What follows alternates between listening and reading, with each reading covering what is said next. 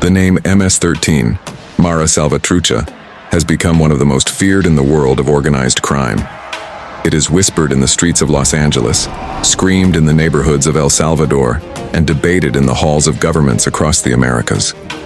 To many, MS-13 represents pure terror, a gang that thrives on violence, intimidation, and the power of fear itself. What sets MS-13 apart is not just its violence, but the way it uses brutality as a calling card. Members are known for carrying machetes, knives, and blunt weapons, often leaving crime scenes designed to shock entire communities. For the gang, killing is not simply eliminating a rival. It is sending a public message that MS-13 controls the streets. Visually, the gang has created an unmistakable identity. Tattooed faces, bold gang symbols, and distinctive hand signs all mark a member's loyalty. These aren't just decorations, they are lifelong commitments, proof that once someone joins MS-13, leaving is nearly impossible. Over the decades, MS-13 has evolved from a small group of young immigrants into a transnational criminal organization, operating in the US, Central America, and even parts of Europe. It controls neighborhoods, extorts families, traffics drugs, and wages war against rivals like Barrio 18. And it does so not in the shadows but in full view, thriving on the fear it creates. Understanding how MS-13 rose to this level of power requires going back to its roots. Born from war, migration, and desperation, the gang's history shows how social breakdown and government failures can breed one of the world's most notorious criminal networks. To grasp the scale of the threat MS-13 poses today, we must first look at where it all began. The roots of MS-13 stretch back to the Salvadoran Civil War of the 1980s. This was a brutal conflict between US-backed government forces and leftist guerrillas, a war that killed over 75,000 people and displaced countless families. Seeking safety, thousands of Salvadoran refugees fled to the United States, especially to Los Angeles, hoping for a better life. But the streets of LA were anything but safe. Immigrant families were pushed into poor neighborhoods already plagued by crime, poverty, and established gangs like the Bloods and Crips.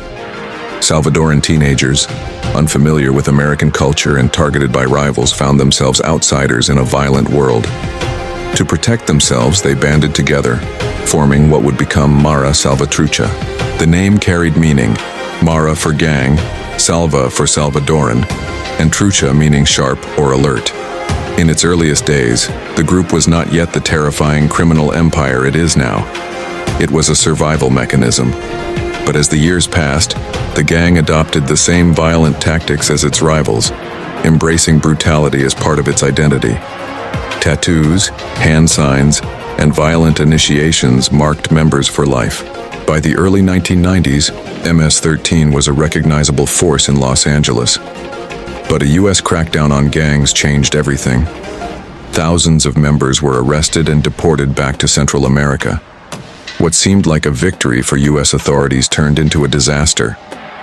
Those deported carried gang culture back to fragile nations still recovering from war. In El Salvador, Honduras, and Guatemala, they found weak governments, widespread poverty, and little police control. It was the perfect environment for MS-13 to take root and expand. Instead of disappearing, the gang spread like wildfire, building cliques across Central America and reinforcing its violent identity. This marked the true beginning of MS-13 as a transnational criminal force.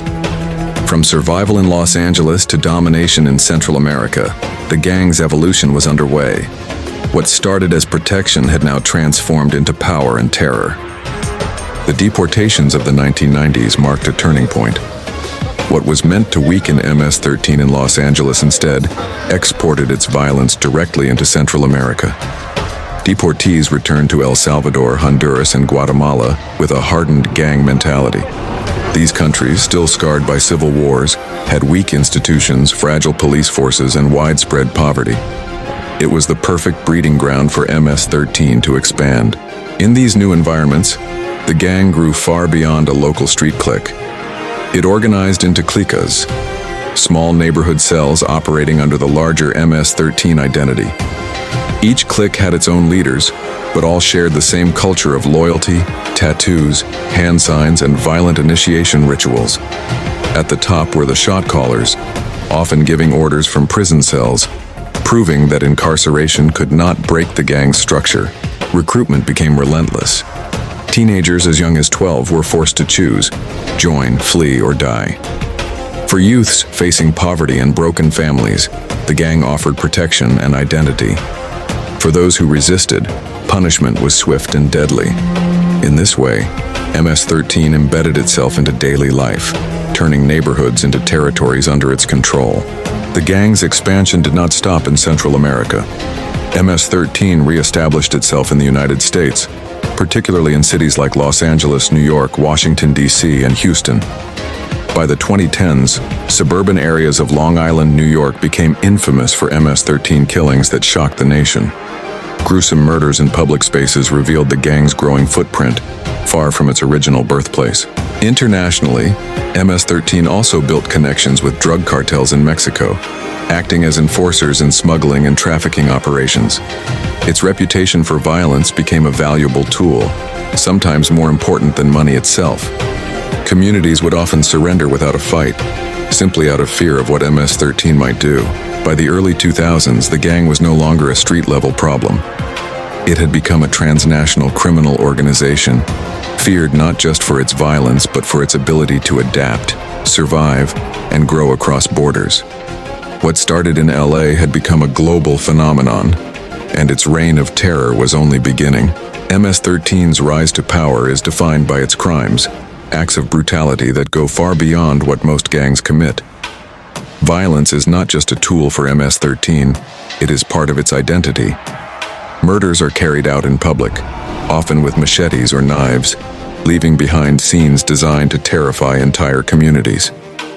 Fear itself is the gang's most effective weapon. In Central America, extortion became MS-13's economic engine. Store owners, bus drivers, and families were forced to pay a rent, known as la renta, for protection. Refusal often meant death. For many, paying MS-13 was not a choice but a survival tax. These payments provided steady income, funding the gang's weapons, drugs, and recruitment operations. The gang's cruelty, however, extended beyond money. Killings were often ritualistic, with victims tortured or mutilated to send a message. Teenagers who refused to join, rivals who crossed the line, and even civilians who spoke to police could all be marked for death. Entire neighborhoods lived in silence, knowing that a single word against MS-13 could lead to execution.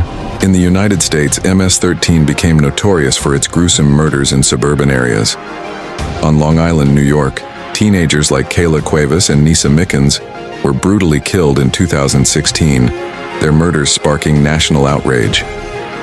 These crimes were not isolated. They were part of a pattern of violence used to instill fear and reinforce loyalty among members. Beyond murder and extortion, MS-13 profits from drug trafficking, human smuggling, and weapons deals. Women are frequently victims of sexual violence, forced into relationships with gang members, or trafficked as part of criminal networks. Even prisons, instead of weakening the gang, became command centers where leaders continued to run operations, ordering hits from behind bars. Unlike many criminal organizations that prefer secrecy, MS-13 thrives on visibility. The bloodier the crime, the greater their reputation. For MS-13, horror is strategy. Each gruesome act is designed to ensure that communities stay silent. Governments remain cautious, and the gang's name continues to inspire terror. For years, governments in both Central America and the United States have tried to dismantle MS-13. Police raids, mass arrests, and even military operations have targeted the gang, but each crackdown has raised the same question: can MS-13 truly be stopped? In the United States, federal authorities have treated MS-13 not just as a gang, but as a transnational criminal organization. The FBI has established dedicated task forces, and prosecutors have used RICO laws, originally designed for the mafia, to charge leaders with racketeering, drug trafficking, and murder conspiracies. High-profile trials have led to life sentences for many members, and several top leaders have been extradited to face charges on U.S. soil. Immigration enforcement has also played a role. ICE has arrested and deported thousands of suspected members, yet deportations have often backfired, sending experienced gang members back to El Salvador, Honduras, and Guatemala, where they rebuilt the organization even stronger. Instead of eliminating MS-13, these policies helped spread its reach. In El Salvador, the fight became even more intense. For years, governments experimented with strategies ranging from mano dura, iron fist, crackdowns, to secret truces with gang leaders. None delivered lasting peace. MS-13 adapted each time, using prisons as command centers and continuing to recruit from poor neighborhoods. Everything changed in 2022 when President Nayib Bukele declared a nationwide state of exception. Constitutional rights were suspended, and security forces carried out mass arrests. In just months, over 70,000 alleged gang members were detained. Images of tattooed MS-13 prisoners packed into massive new prisons shocked the world. Supporters hailed Bukele's approach as historic. Homicide rates fell dramatically, and many Salvadorans reported feeling safe in their communities for the first time in decades. But critics warned of human rights abuses, with innocent people allegedly caught up in the dragnet. Observers fear that such heavy-handed tactics may bring short-term security without solving the deeper causes, poverty, inequality, and lack of opportunity, that drive young people into gangs. MS-13 has survived every previous crackdown by adapting.